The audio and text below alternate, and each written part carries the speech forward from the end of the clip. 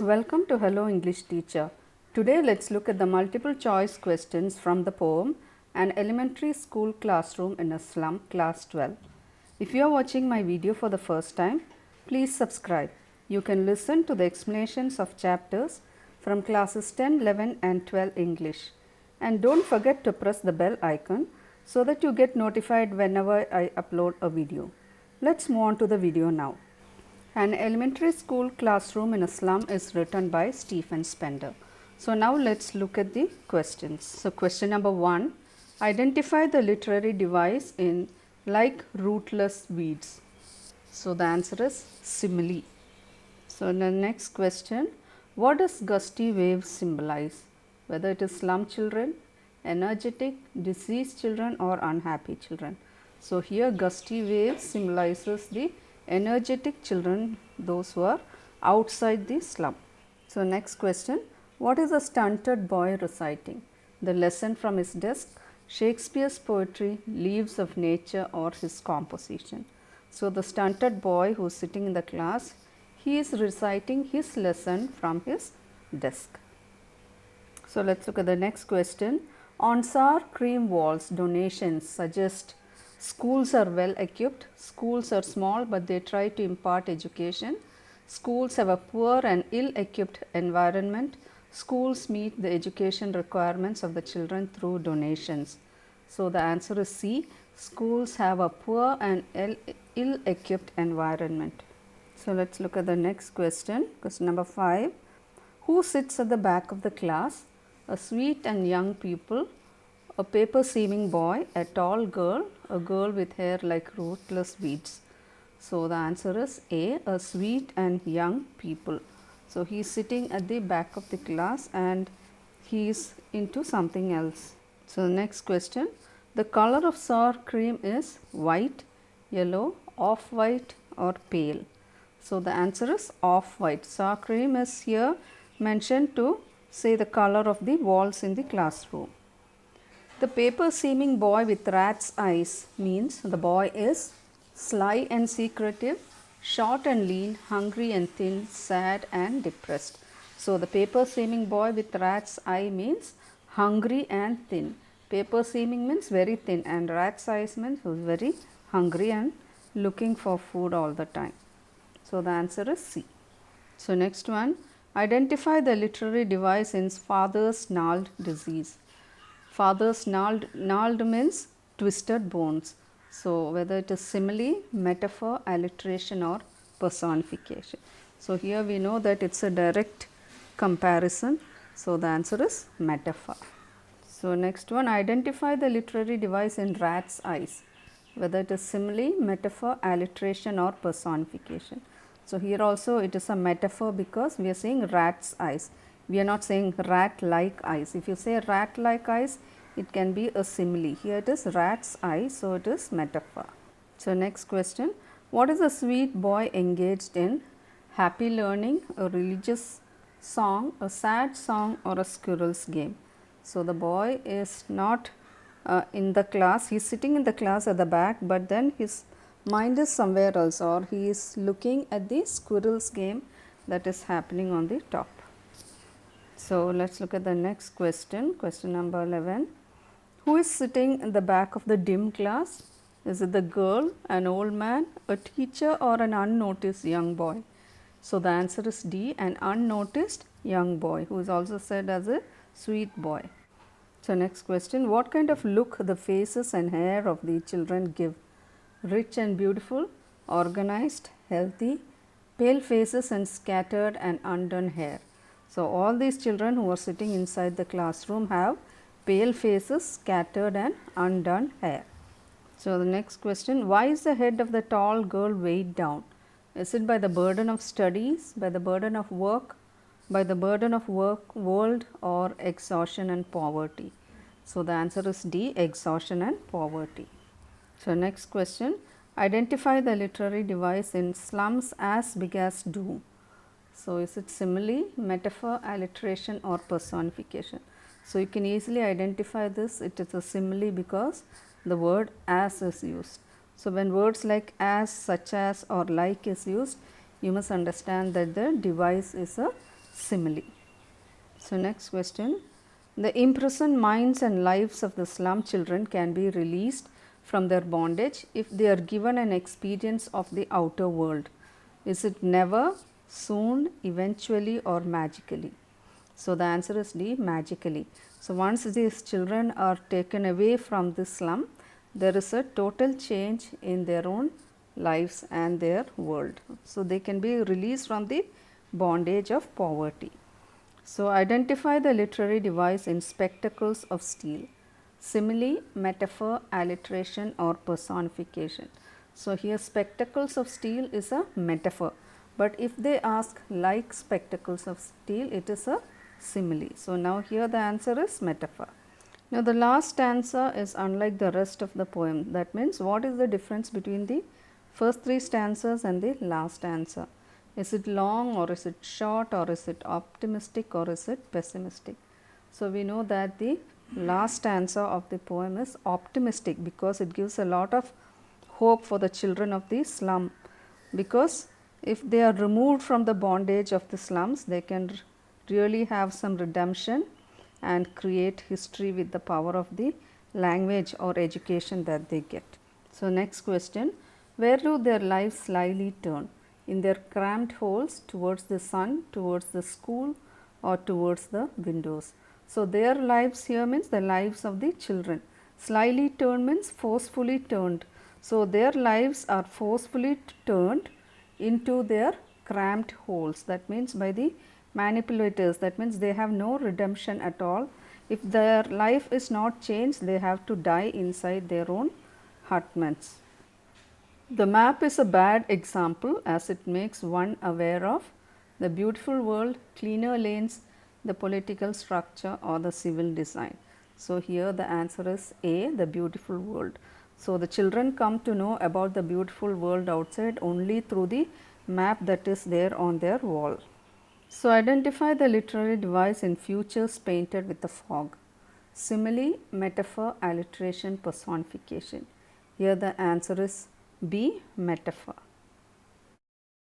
Shakespeare is wicked because he dash the children, educates the children, tempts the children, loves the children, and hates the children. So, here the answer is B. He tempts the children. So, that is why he is called as wicked. What does the map represent? World of the rich and powerful, world of the poor, world of the slum school children, world the poet wants for the slum children. So, here the answer is A, world of the rich and powerful is represented by the map. So, what does the expression break or break open suggest? Barriers on the road, barriers of garbage heap, barriers of dirty environment must be broken, none. So, here the answer is C, barriers of dirty environment must be broken. So, here dirty environment suggests the slum. So, next question. What have the windows done to the children's lives in the poem? Shut the doors, block the passage, block the sunlight, have shut the children inside and block their growth. So, here the answer is D, have shut the children inside the classroom and block their growth. So, next question. What does the poet show through the expression? So, blot their maps with slums as big as doom, close the windows in the classroom, enjoy the map and its places, display more donations, or poets protest against social injustice and inequalities. So, the answer is D, poets protest against social injustice and inequalities. So, next question. Mention any two images to explain the plight of slum children. Open-handed map, from his desk, belled, flowery, foggy slums and bottle bits on stone. So, the answer is foggy slum and bottle bits on stone. So, these expressions show how poor these people are. So, the next question, what attracts the slum children? That is, the animals, the movies, ice creams, or all beautiful things like ship and sun. So, the answer is D, all beautiful things like the ship and the sun. So, in what sense are the slum children different from the others? Is it with their IQ, their wisdom, their dresses, or because of no access to hope and openness of the world? So, the slum children are different because they have no access to hope and openness of the world. So what does the expression open-handed map show? Power of the poor are beautiful, the poor are powerless, or maps are drawn at the orders of the powerful people. So here the answer is D. Maps are drawn according to the orders of the powerful people.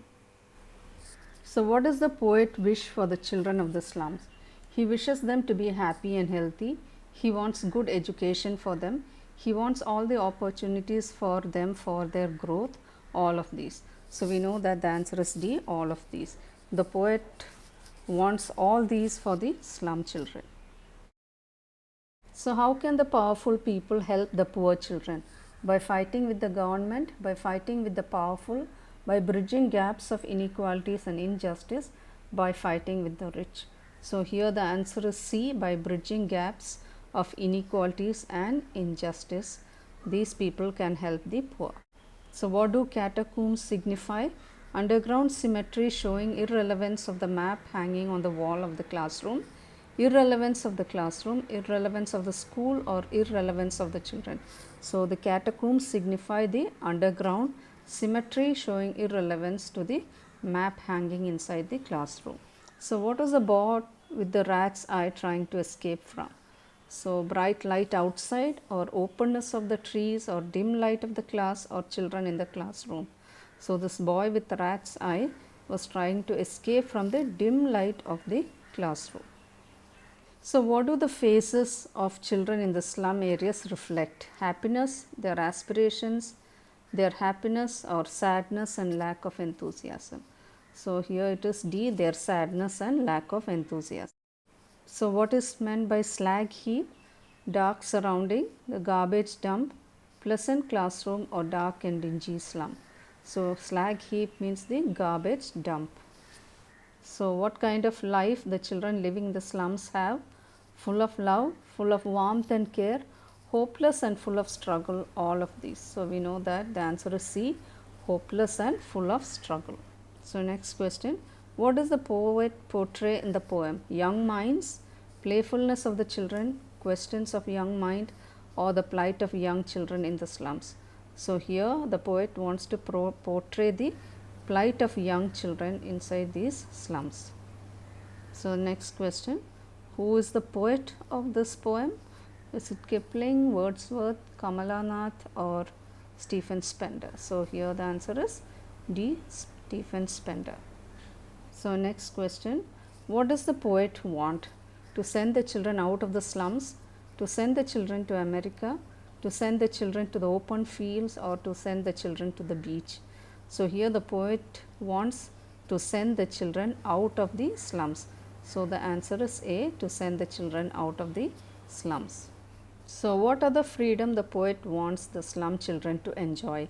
Freedom of roaming, freedom to spend money, freedom to eat, or freedom of knowledge, wisdom, and expression.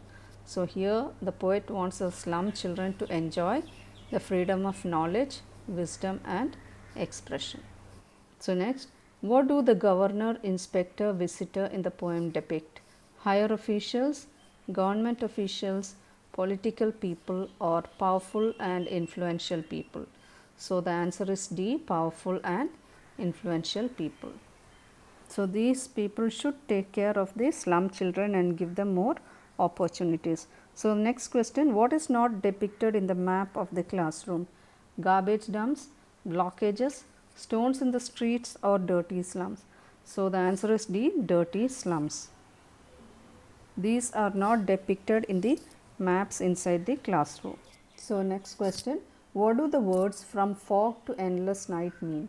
Bright light outside, bright future, hopelessness, dark and uncertain future of the slum children from birth to death.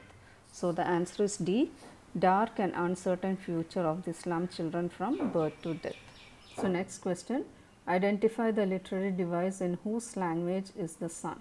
Simile, metaphor, alliteration, or personification? So here it is B, metaphor. So next question, break or break, what should they break? All the donations, all the barriers, the slums, or the schools? So the children are supposed to break all the barriers of the slum and move outside and seek knowledge, wisdom, and a happy life. So I hope you like this video. For more informative videos, do subscribe to Hello English Teacher. Like, share and give your valuable comments below. Thank you for watching.